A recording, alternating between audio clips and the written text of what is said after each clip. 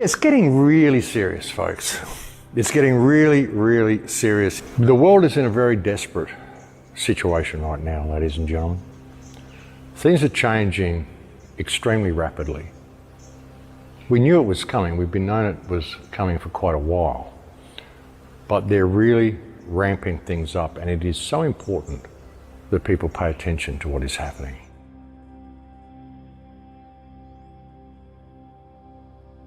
This whole thing has been going for 50 years. It's a plan that's been 50 years in the making.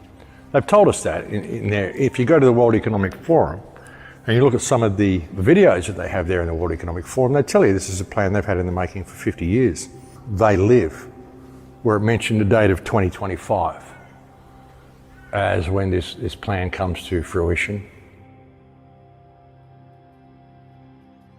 And then someone else actually also pointed out in the film Captain America, at the end of Captain America, when he runs out into Times Square,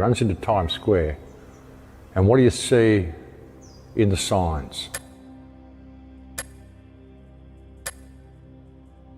And what's that doing there, folks? And what is that sign even supposed to be? I mean, what's it doing there on a billboard in Captain America in 2011? Here's an interesting rabbit hole, actually, and I haven't been able to confirm all of this, but it's interesting. If you look at Moderna, Moderna is in stage 3 of their vaccine development. And the vaccine is already there. They're just pretending that they've got to develop it. It's already developed.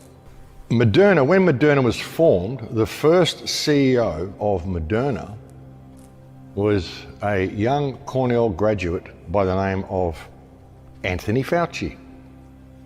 Interesting. He was the first CEO of Moderna. The company Moderna, there was a company in World War II that was heavily involved with what happened in World War II. And I don't buy into the official story of World War II, but there were certain experiments that were being done, and there was a company that was heavily involved by the name of IG Farben. IG Farben was run by a Jewish guy turned Nazi, later turned American, by the name of George Soros. George Soros broke up IG Farben and he formed Moderna.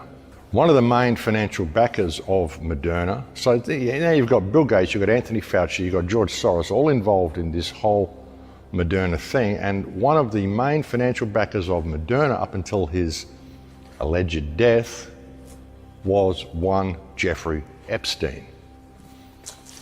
Interesting little circle of friendship, don't you think? And these people, mates, it's unbelievable.